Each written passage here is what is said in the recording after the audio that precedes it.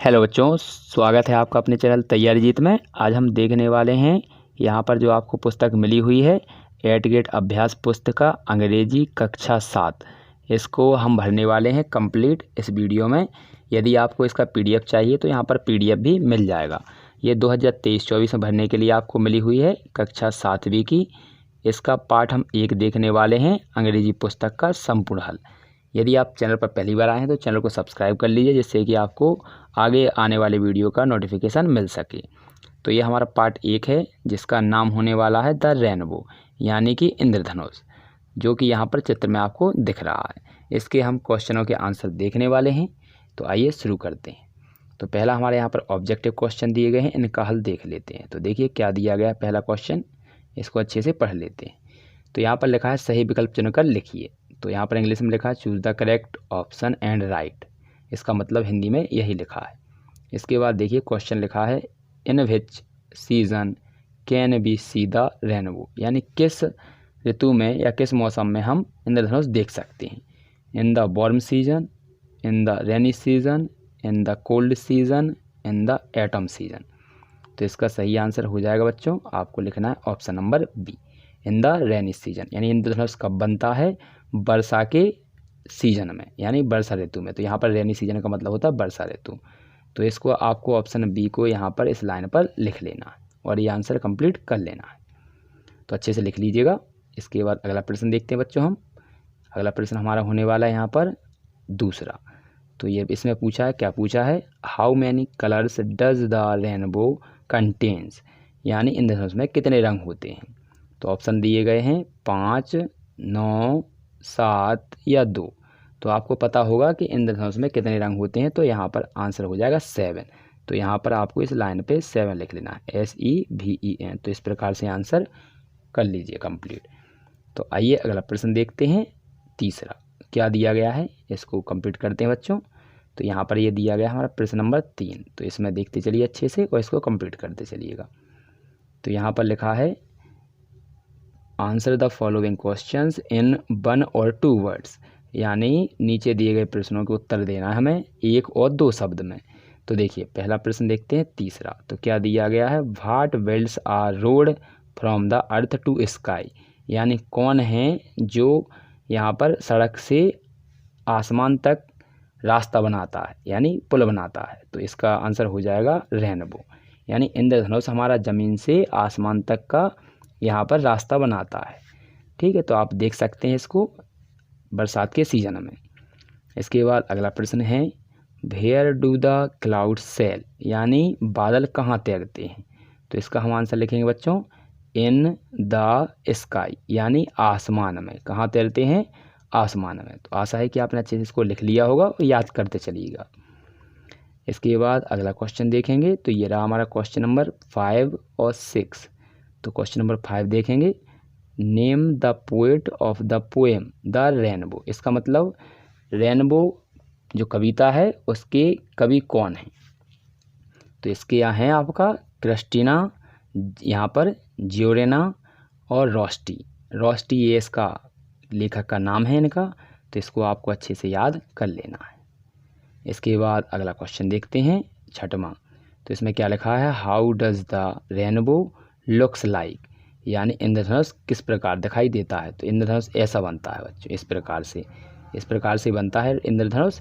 तो ये एक पुल के समान दिखाई देता है, जो एक स्थान से उठकर दूसरे स्थान पर जाने के लिए होता है। तो यहाँ पर इसका आंसर लिख देंगे ब्रिज, BRIDGE, जिसका मतलब होता है, ब्रिज का मतलब होता है पुल।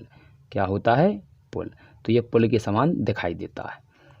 आशा है कि आपने अच्छे से कर लिया होगा इनका नोट डाउन। अगला क्वेश्चन पे चलते हैं बच्चों। अगला क्वेश्चन हमारा होने वाला है 7। इसमें क्या दिया गया है इसको पहले पढ़ लेते हैं। तो ये देखिए यहाँ पर लिखा हुआ है भाट, यहाँ पर पहले क्वेश्चन पढ़ते हैं, right the following questions in 1 और 2 सेंटेंसेस, यानी हमें इन प्रश्नों के उत्तर 1 और 2 वाक्यों में देने हैं। तो देखिए क्वेश्चन पढ़ते हैं अब।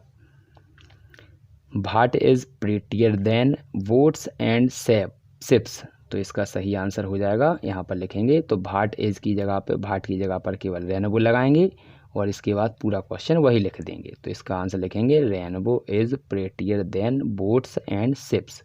तो आपको केवल भाट हटाना है और वाट के स्थान पर रेनबो लगाना है। और इसके बाद पूरा जो क्वेश्चन लिखा है वही नोट डाउन करके इसका आंसर कंप्लीट कर लेना है। अगले प्रश्न पर चलते हैं बच्चों, अच्छे से नोट डाउन इसको कर लीजिएगा। आइए अब अगले प्रश्न को देखते हैं। अगला प्रश्न हमारा होने वाला है 8, जो यहाँ पर इस प्रकार से दिया गया है। तो देखिए क्या करना है इसको, तो rearrange the words in a line of the poem rainbow, यानी एक कतार में हमें लगाना है, जैसे rivers, there's, bridges, are, the, on. तो इसको हमें लाइन से लगाना है। तो सबसे पहले हमें पता है यहाँ पर स्टार्टिंग होगी देयर से, तो देयर, देयर के बाद हेल्पिंग वर्ब तो आर आएगी, आर, इसके बाद ब्रिज तो ब्रिजेज, ऑन द रिवर्स। तो इस प्रकार से इसका आंसर कंप्लीट हो जाएगा। अब अगला प्रश्न देखेंगे। अगला प्रश्न दिया गया है हमारा, right the names of the colours that the rainbow contains in order. तो आपको जो इंद्रधनुष में रंग होते हैं उनको लाइन से लिखना है। तो देखिए यहाँ पर लिखा हुआ है, पहले तो आपको ये बता देते हैं इंद्रधनुष दो प्रकार से बनता है, एक तो प्राथमिक होता है, एक द्वितीयक होता है। तो यहाँ पर प्राथमिक में जो कलर होते हैं वो अलग होते हैं। तो यहाँ पर लिखेंगे रेनबो कलर, तो रेनबो कंटेन्स कलर कौन कौन से होते हैं, तो इज़, रेनबो कलर इज़। तो यहाँ पर आप लिखेंगे उल्टी साइड से लिखेंगे। यहाँ पर पहला का लिखेंगे अपन वॉयलेट, दूसरा लिखेंगे इंडिगो, तीसरा लिखेंगे ब्लू, चौथा ग्रीन, पांचवा येलो, छठवां ऑरेंज और सातवां होगा आपका रेड। क्योंकि ये उल्टे क्रम में लिखे गए हैं, क्योंकि ये सेकेंडरी के लिखे हैं जबकि आपको फर्स्ट के लिखने हैं। तो पहला आप यहाँ पर कलर का नाम डालेंगे वॉयलेट, फिर दूसरा डालेंगे आप इंडिगो, तीसरा आपका ब्लू, चौथा ग्रीन, पांचवा येलो और छठवां आपका ऑरेंज और सातवां आएगा आपका रेड, जो कि यहाँ पर सबसे लास्ट में लिखा जाएगा। आशा है कि आप समझ चुके होंगे, अच्छे से नोट डाउन करते चलिएगा। प्रश्न नंबर 10वां देखते हैं जो क्या दिया गया यहाँ पर। तो ये रहा हमारा प्रश्न नंबर 10। तो इसको पढ़ लेते हैं, क्या लिखा है, right the comparative and superlative degree of the following words.